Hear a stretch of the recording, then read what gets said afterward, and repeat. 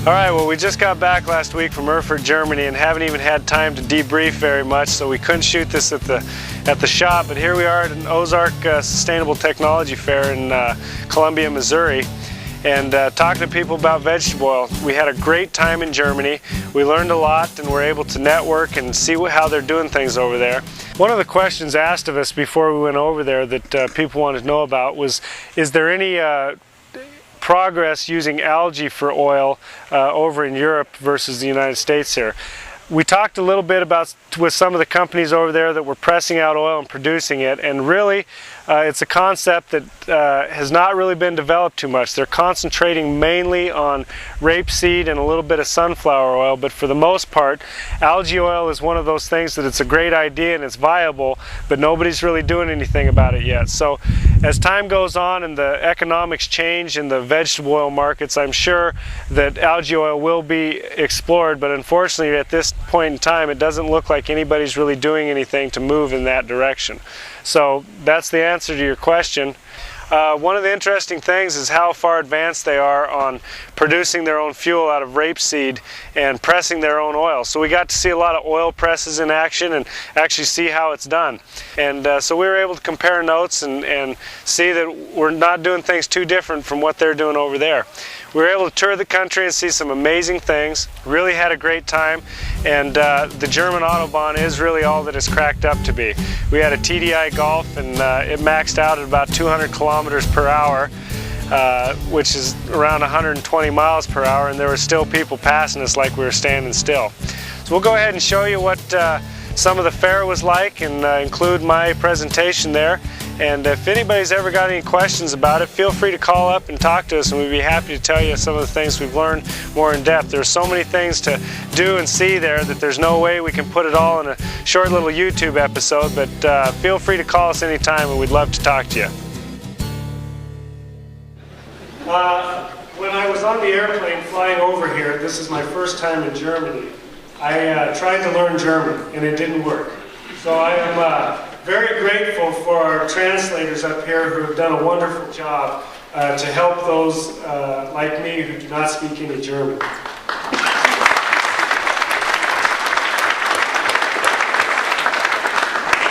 So there was a small problem with our PowerPoint presentation. We have some videos to interject here, so this gentleman here is going to help me as I do this. I normally work on diesel engines and there are no injectors on this computer, so I don't know what to do, so he's going to help me. I'm going to talk a little bit about the history of plant oil in North America and the United States. Ever since there's been diesel engines in America, at some point there's always been somebody in a garage who has been tinkering and trying to use plant oil as fuel. And it wasn't until the late 1990s that there began to be a re-emergence of interest in this. There was a book that was written, From the Fryer to the Fuel Tank. And in this book they talk about biodiesel and plant oil fuels. And there was one chapter on running pure plant oil, or as we say in the States, straight vegetable oil or waste vegetable oil. And this book really piqued a lot of people's imaginations. I was one of them, and I started to think about the problems involved with running a higher viscosity fuel, and started to play around a little bit with running plant oil. The first vehicle that I converted was an old Toyota pickup. And I look back now at my inexperience, and it's kind of laughable. Some of the things that I thought were problems, some things that I didn't understand that were important. But at around the time 2000, the year 2000, there were three major companies that got started in the United States that provided two-tank systems. We have Grease Car in Massachusetts, Mr. Ed Beggs in British Columbia, Canada. And I think that this is a conspiracy from the oil companies because my logo did not make it here. So, yeah, anyway, and my company, Golden Fuel Systems, at the time were called Greasel conversions, a little play on words that may not translate too well, but grease and diesel, anyway. So those three companies started about the same time, around 2000. And although there have been many more upstart companies that have started recently, these three companies have maintained a very strong lead and have the most experience in some of the better products in North America. Some of our early technology, if we can call it that, was very basic.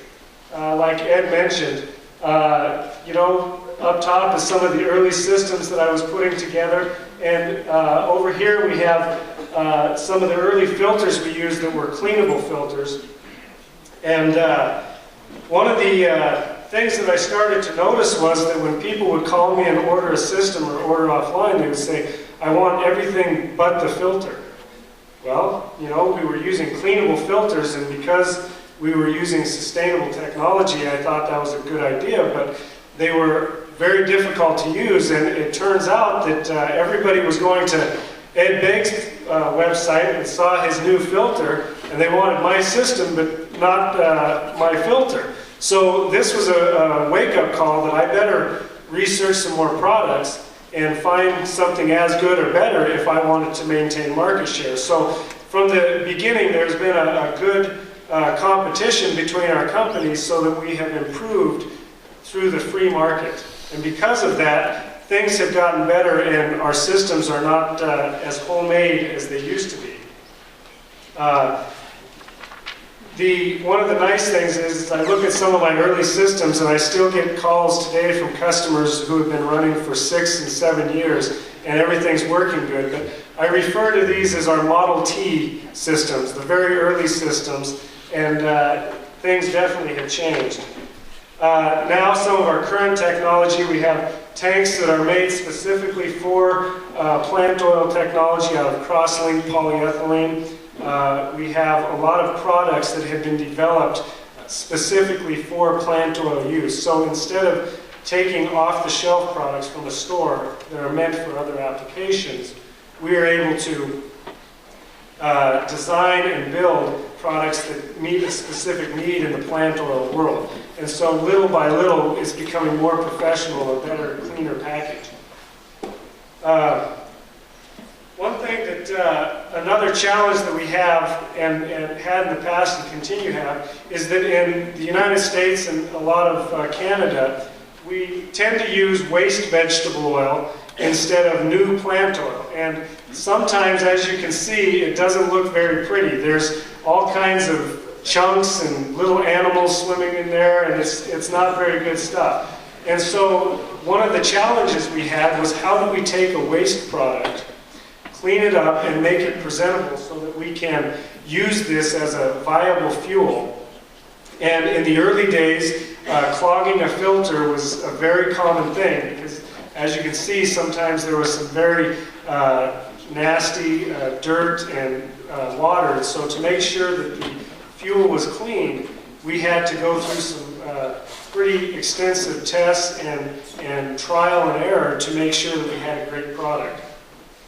As you can see, a lot of the waste vegetable oil that we can get is very beautiful and is very clean. And so we have been able to graduate from the bad oil and come up and get some oil from some very good restaurants.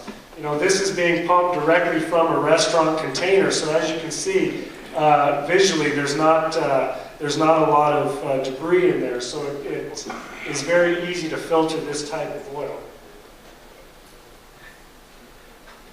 This is some shots of us gathering oil from some of our restaurants.